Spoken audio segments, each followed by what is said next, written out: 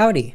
It's election year in the United States, which means dread. It's looking particularly dire. I know people say that each election year. The reason why I think that this election year is particularly harrowing, other than the foreshadowing in particular states, Florida, is because they have released a document 920 pages long called The Mandate for Leadership under Project 2025. This is a document where each paragraph you read takes another year off of your life. I'm only going to summarize and commentate on the foreword of the document, which only gets us to page 50. If you want future parts of this where I summarize and or pick out important things from this document to warn you about, I'd be happy to do so. But we're only doing the foreword for today because I think it encapsulates the general problem. And I mean, that's what a foreword is to do, really, to set your goals. And then the rest of the document is to further expand on those goals. This Project 2025 document is written by many people, lots of people. This introduction and or foreword we're going to go through is written by Kevin Roberts, the president of the Heritage Foundation, which is a research and educational institution whose mission is to build and promote conservative public policies based in Washington, D.C. Very cool. He has a PhD and he's taught in the University of Texas. He's taught in a K-12 Catholic school, and then he became the president of the Wyoming Catholic College. I feel like this is particularly ironic given some of his complaints in the original foreword, which we'll get to later. But I thought I'd give you some background so you know who this man is. Kevin Roberts starts off this foreword with a pretentious rant about how transgenderism, communism, and wokeism has destroyed the United States. I particularly wanted to read this quote because I found it a little bit funny. Contemporary elites have even repurposed the worst ingredients of the 1970s radical chic to build the totalitarian cult known today as the Great Awakening. The Great Awakening. How am I supposed to take this man seriously when he uses terms like the Great Awakening? I need conservatives for 4 seconds not to act like satire of themselves. We can't even satirize you anymore because you've made it real. Anyways, in this introduction to the introduction, he references the weak state of conservatives in the 1970s and how conservatives fixed this by writing a mandate for leadership, which is a different long-page document that is a call to action, and then putting Ronald Reagan in, the presidency in 1981. This part of the introduction is foreboding to me, considering when I meet Ronald Reagan in hell, it'll be with a baseball bat and bear spray. Roberts then continues to establish 4 main goals for this document and for the transition. Number 1, restore the family as the centerpiece of American life and protect our children. Number 2, dismantle the administrative state and return self-governments to the American people. Number 3, defend our nation's sovereignty, borders, and bounty against global threats. And number 4, secure our God-given individual rights to live freely, what our Constitution calls the blessings of liberty. And then he continues to broadly discuss each of these points, to which I will summarize. Promise number 1. Restore the family as the centerpiece of American life and protect our children. Roberts starts off this section by stating that the next U.S. president should make, the nuclear family and reinstating the nuclear family as a priority, as if that ever stopped being a thing. I am just going to read a quote directly here because I found it goofy. The name real people give to things we do together as community, not government. Our lives are full of interwoven, overlapping communities, and our individual and collective happiness depends upon them. But the most important community in each of our lives and the life of the nation is the family. I don't even disagree with the first part of that paragraph. What is absolutely batshit to me about this part of the writing here is that they imply the nuclear family is like the cornerstone of community. The nuclear family is the antithesis of community. The phrase, "it takes a village," exists for a reason. Having a nuclear family unit, patriarchal in nature, where one man has control, complete control over one adult woman and maybe several children, is not a marker of community. That is patriarchy in action. Children only legally having two adults they can, depend upon financially, and those adults having all that legal, claim over them as if they're property, and those adults likely, knowing conservatives, not allowing other adults to engage in parenting like they are engaging in that parenting, is not community. A secluded nuclear family in a cushy little suburban single-family home is not community. If you were to ask an anarchist what community is, I believe conservatives would shit their pants. He says, "Today, the American family is in crisis. 40% of all children are born to unmarried mothers, including more than 70% of black children." As if the conservatives give a flying fuck about black people. The man you were praising, Ronald Reagan, earlier in this passage, literally planted crack in black communities so he could arrest them en masse. Do not act like you give a fuck about black people. They always say that leftists are virtue signaling, and then they do the virtue signaling. He continues on his rant, and he gives a heavy emphasis that children are messed up these days simply because their parents aren't married. Let me tell you, if my parents had stayed married, I would somehow be more messed up because my dad is a bastard that I will also meet in hell with a baseball bat and bear spray. Sometimes parents staying together is not what's best for the children, especially if one of those parents are a general bastard and menace to society. Also, the reason kids are messed up is because child abuse is rampant and not taken seriously under any circumstance, because children are the most oppressed class in the world. But conservatives don't like it when you remind them that children are complex human beings and not possessions. I promise this is the one where I'm going to read the quotes the most, because this was the most flabbergasting section. The next conservative president must make the institutions of American civil society hard targets for woke culture warriors. This starts with deleting the terms sexual orientation and gender identity, diversity, equity, and inclusion, gender, gender equality, gender equity, gender awareness, gender sensitive, abortion, reproductive health, reproductive rights, and any other term used to deprive Americans of their First Amendment rights out of every federal rule, agency regulation, contract grant, regulation, and piece of legislation that exists. They directly said that they want to completely erase queer people from just being acknowledged in any laws or any regulations whatsoever. Not even that, but women's reproductive rights as well. The hypocrisy of that particular passage was so overwhelming, I had to put my phone down, get some water before I punched a hole in the drywall. He is basically saying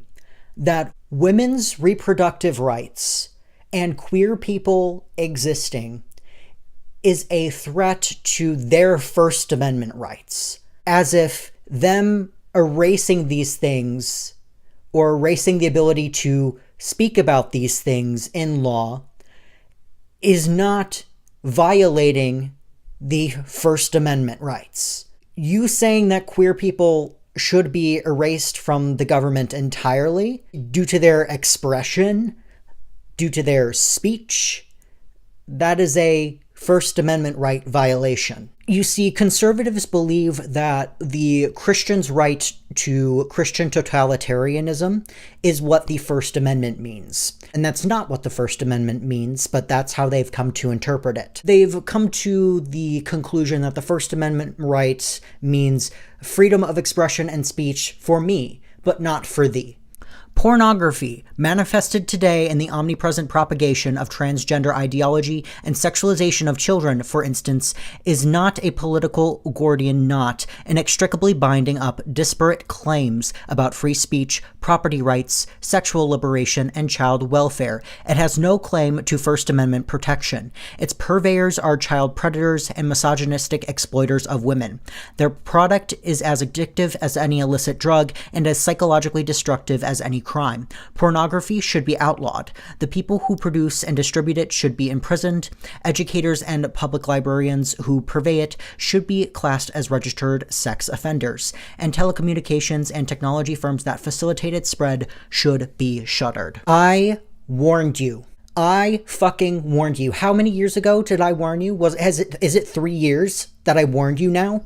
3 years ago? I was merely 20 years old when I warned you that this would happen. You cannot give the government the power to decide whether or not pornography should be legal or not, especially not the United States government, because they are not doing it because they care about women and children. Let it be known, they do not give a fuck about women and children, especially because based on what they've described here, they believe sex workers should be jailed. They do not give a fuck about women and children, and they never have, considering all they do is push patriarchal standards. What they are going to do with this is they are going to use this as a loophole to jail and maybe even execute queer people. They want to outlaw porn so they can define porn as being queer in an outwardly non-sexual way so they can prosecute queer people for existing. But Nicholas, that is so far-fetched. Every time I warn you of something, it happens.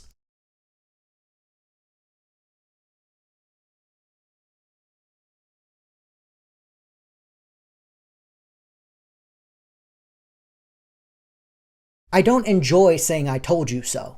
I wish I wasn't right about this. Instead of targeting sex traffickers and large porn industry giants, they are just going to target sex workers. You do understand that, right? Like, this is not a W for women. They're just going to arrest sex workers. Sex workers, queer people, all the people that aren't the problem when it comes to porn addiction and the immoral things that happen in the porn industry. Anyways, he goes on a small rant next about how schools should serve the parents and that parents should be children's primary educators, which, I mean, I don't know what I expect from conservatives that think parents are, the owners of children, as if children are not complex human beings, but rather possessions. Color me shocked, I guess. I don't know. He then went on a rant about gender ideology and critical race theory being taught in school, yada, yada, yada, blah, blah, blah. We all know this. He then celebrated the overturning of Roe versus Wade and said, and quote, "In particular, the next conservative president should work with Congress to enact the most robust protections for the unborn that Congress will support, while deploying existing federal powers to protect innocent life and vigorously complying with statutory bans on the federal funding of abortion." Interesting how they want the unborn to have more protections than the living. They want the unborn to have more protections than women and queer people. And as soon as that unborn is born and is gay, then all bets are off. We are finally on to promise number 2, dismantling the administrative state. Basically, if I were to describe this passage in one sentence, he is ranting about wanting smaller government and wanting the government to be less corrupt. As an anarchist, on a vague level, I agree with these stances, but I know better than to trust a conservative because they have entirely different motivations for these, and they're usually fibbing about wanting to have smaller government. They want big government to, execute and jail queer people, but they want small government in a financial way, or so they claim. It's all I want small government and less taxes, until I say, okay, then defund the military, who we pour like $800 billion into each year, and then all of a sudden, I'm the bad guy. But we'll come back to this later.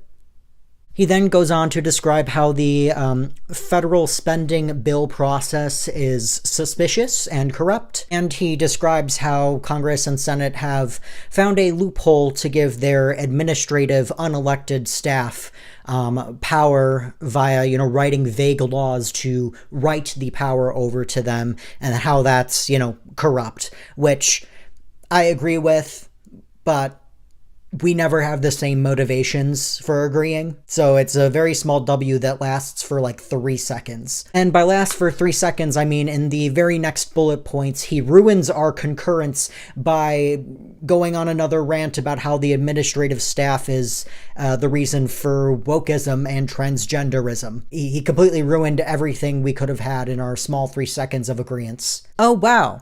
In the same section, this motherfucker complains about federal spending. He then says that he wants a more robust military. Finally, the president can restore public confidence and accountability to our most important government function of all, national defense. My brother in Christ, where do you think the taxes are going? I need you to be so for real right now. We move on to promise number 3. Defend our nation's sovereignty, borders, and bounty against global threats. In this one, he just complains about economic globalization. At one point, he says, today, nearly every top-tier U.S. university president or Wall Street hedge fund manager has more in common with a socialist European head of state than with the parents at a high school football game in Waco, Texas. Which is a batshit crazy thing to say, because he literally was the president of a college. I think conservatives thinking that anyone with power, any elites in the United States, are even close to being socialists or communists is so funny to me. Nobody in power wants to give up that power under socialism and communism. People with money are usually not socialists or communists. I'm going to be so for real with you right now. Any high-profile socialists or communists are not allowed to live as deemed by the FBI.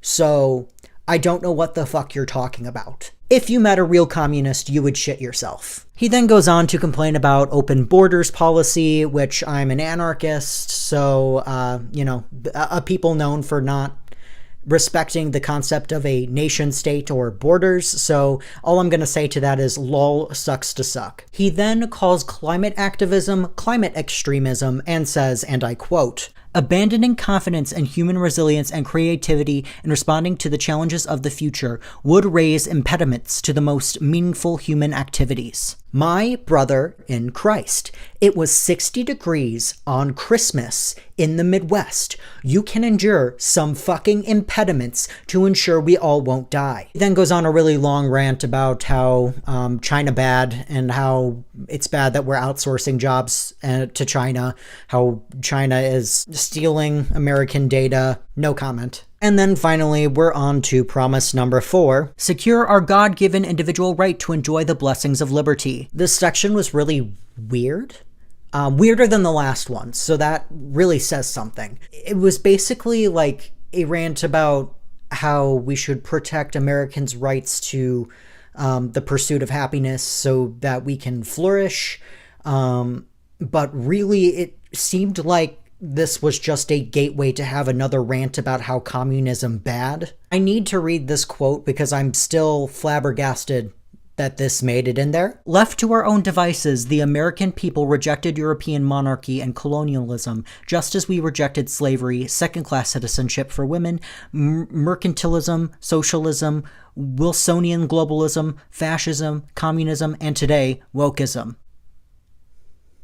You, as conservatives, did nothing to abolish slavery and give rights to women. If slavery were still a thing in 2024 and women still couldn't open a credit card in their names in 2024, you guys would be all for that shit. You guys were the reason it happened in the first place. So you taking credit for women's suffrage and for abolishing slavery is batshit insane. I feel like this section I read more quotes again because it's also just as flabbergasting as the first section. We see the same corruption expressed on an individual level whenever billionaire climate activists who want to outlaw carbon-fueled transportation fly to A-list conferences on their private jets, or when COVID-19 shut down politicians like former House Speaker Nancy Pelosi and California Governor Gavin Newsom were caught at the hair salon or dining at fancy restaurants after moralizing